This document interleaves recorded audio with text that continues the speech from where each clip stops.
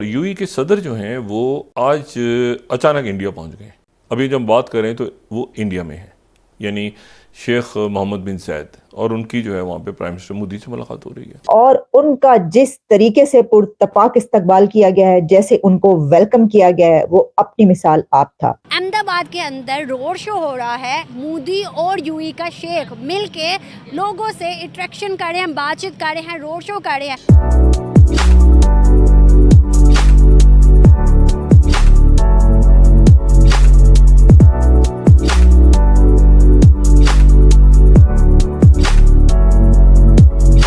आप सिर्फ chemistry check करें जो कि वज़ीर-ए-आज़म मोदी की और यूएई प्रेसिडेंट की है, you will see this is something very extraordinary.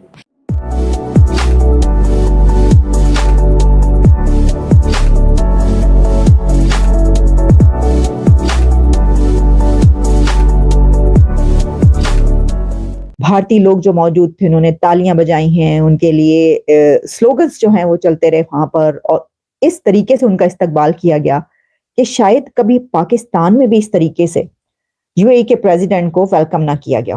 Mohammad bin जायद को ये कॉन्फिडेंस ना होता कि prime minister Modi is returning to power in 2024, तो आज का ये रोड शो वो नहीं करते। इस वक्त वाइब्रेंट गुजरात समिट में दुनिया भर के लीडर्स भी मौजूद हैं, दुनिया भर की इन्वेस्टमेंट वहां पर हो रही है और एमओयू साइन किए जा रहे हैं। लेकिन खास बात इसकी ये रही इस साल कि president of UAE Sheikh Mohammed bin Zayed Al Nahyan कल पहुंचे और उनका जिस तरीके से पुरतपाक इस्तकबाल किया गया है, जैसे उनको वेलकम किया गया है, वो अपनी मिसाल आप था।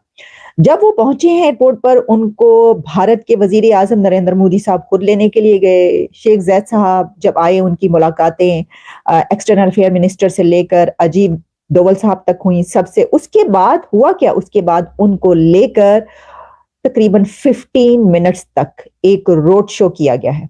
शेख जायद, नरेंद्र मोदी, एक रोड शो में उन्होंने हिस्सा लिया और 15 मिनट तक वो रोड पर उनका जो कारवां था वो जारी रहा, और दोनों तरफ वहां पर भारतीय लोग जो मौजूद थे उन्होंने तालियां बजाई हैं, उनके लिए स्लोगन्स जो हैं वो चलते रहे वहां पर, और इस तरीके से उनका इस्तकबाल किया गया कि शायद कभी पाकिस्तान में भी इस तरीके से यूएई के प्रेसिडेंट को वेलकम ना किया गया। लेकिन उससे पहले उनको गार्ड ऑफ ऑनर दिया गया, और हमने ये भी देखा कि उनके साथ बायलैटरल मीटिंग भी हुई और उसके अलावा वहां पर एमओयूज भी साइन हुए। और आप ये देख लें, ये पाकिस्तानियों के लिए सबसे ज्यादा शेमफुल, इंतहाई शेमफुल है। हमारे मतलब गवर्नमेंट के लिए भी, आवाम के लिए भी, हम सब के लिए शेमफुल है कि एक इस्लामी मुल्क हिंदुओं को हम पे तरजीह दे रहा है, मुसलमानों को नहीं दे रहा। हमने ब्रदर इस्लामिक कंट्रीज से कोई फ़ायदा नहीं लिया सिवाय इसके कि हमारी एलीट ने पैसे मांगे हैं जाके। पाकिस्तान की मईशत 75 सालों में इस मकाम पर आ पहुंची है कि बेहतरीन मईशतदान, बेहतरीन वज़ीर ख़जाना वो है कि जो भीख मांग के लाए। ये जो वाइब्रेंट गुजरात समिट, नरेंद्र मोदी का वहाँ पहुँचना, वहाँ पे जाके जिसे बोलते हैं ना MBZ को रिसीव करना, और भी बड़े सारे लीडर्स आए हैं वहाँ पे, लेकिन वो Narendra Modi didn't go to receive them. ठीक है, उनको पता है कि यूएई की क्या वैल्यू है। हमारे यहाँ तो फिर वो जब आते हैं यूएई के, लास्ट टाइम आए थे जब इमरान खान साहब थे, तो वो शिकार खेलने आए हुए थे, अभी भी शायद आए होंगे, वो सर्दियों में आते हैं पाकिस्तान शिकार खेलने, वहीं से शिकार खेल के रहीम यार खान से वो चले जाते हैं। आई थिंक ये चीज़ें जो हैं वो हमें करने की हैं। हमने ब्रदर इस्लामिक कंट्रीज से कोई फ़ायदा नहीं लिया सिवाय इसके कि हमारी एलीट ने पैसे मांगे हैं जाके, और वो पता नहीं किधर गए हैं, हमें तो कुछ पता नहीं, ना हम पूछ सकते हैं ना हमें कोई बताता है। ठीक है, आए जाके उनको कहें भाई इधर आके इन्वेस्टमेंट करो एग्रीकल्चर सेक्टर में, इन्हीं को कहो हमारी ज़मीनें अच्छी हैं।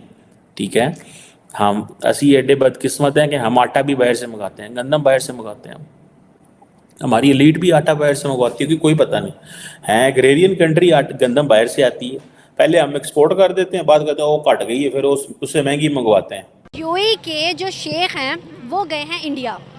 अहमदाबाद के अंदर रोड शो हो रहा है। मोदी और यूएई का शेख मिलके लोगों से इंटरेक्शन कर रहे हैं, बातचीत कर रहे हैं, रोड शो कर रहे हैं। पाकिस्तान की हिस्ट्री में कभी पाकिस्तान का कोई बंदा ना यूएई गया है ऐसे, और ना ही इंडिया गया, ना कहीं और गया है, लेकिन इंडिया के यूएई के शेख उनके लोगों से बातें कर रहे हैं। क्या वजूहत है? ऐसे तो बड़ा मतलब आपसी ताल्लुकात बेहतर नज़र आते जा रहे हैं, इसमें पाकिस्तान बड़ा एंड पे जाता जा रहा है, इससे क्या बैड इफेक्ट आएगा? इससे सबसे बड़ा बैड इफेक्ट ये है कि पाकिस्तान के पासपोर्ट को कोई अहमियत नहीं है। आप देख लें, इंडिया एक हिंदू मुल्क है, उसको हमारे सऊदी अरब से लेके दुबई, यूएई जितने अर्बन कंट्रीज है ना, उन सब ने कह ले कि उनके ऊपर उन्होंने इतना को इम्पैक्ट अपना कर दिया है कि वो लोग उनको बिल्कुल एक ऐसे ले रहे हैं जैसे वो स्पेशल लोग हैं। सही बात है। अनलिमिटेड वीज़ा किया सऊदी ने, लिमिटेड। और आप ये देख लें, ये पाकिस्तानियों के लिए सबसे ज़्यादा शेमफुल, इंतहाई शेमफुल है। हमारे मतलब गवर्नमेंट के लिए भी, आवाम के लिए भी, हम सब के लिए शेमफुल है कि एक इस्लामी मुल्क हिंदुओं को हम पे तरजीह दे रहा है, मुसलमानों को नहीं दे रहा।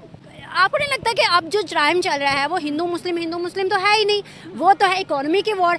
अगर कोई बंदा हिंदू भी है, काफिर भी है, कोई भी है भाई, वो आगे जाएगा तो कोई भी उसको अपने मुल्क में बुलाएगा। आप देखें, पाकिस्तानी जब यहाँ से कोई जाता है तो भीख मांगने लग जाता है, कुछ भी करता है वहाँ जाके, लेकिन इंडियन ऐसे नहीं करता। जब इंडियन नहीं करता तो इंडिया को प्रेफरेंस मिलेगी ना? बिल्कुल मिलेगी, बिल्कुल मिलेगी। आप ये देखें, पाकिस्तानी यहाँ से जाते हैं, जाके भीख मांगना शुरू कर देते हैं। इससे किसकी बदनामी है? पाकिस्तान की। इंडियन लोगों ने कभी जाके किया, बंगाली लोगों ने कभी किया, इवन आप देख लें अफगानिस्तान ऐसा किया। अफगानिस्तान क्या, तालिबान वट तालिबान।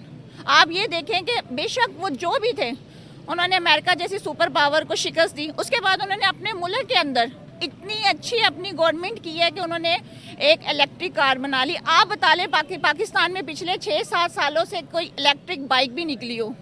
50 सालों से इलेक्ट्रिक गाड़ी तक, बाइक तक नहीं निकली। तो made in Pakistan, made in Pakistan. तो फिर यहाँ से हिसाब लगा लें, पाकिस्तान कहाँ जा रहा है? दूसरी जानिब इंडिया सुई से जहाज तक मेड इन इंडिया बनाता है और दुनिया को भी देता है। दुनिया को भी देता है जोर पे। ऐसे ही है, ऐसे ही है।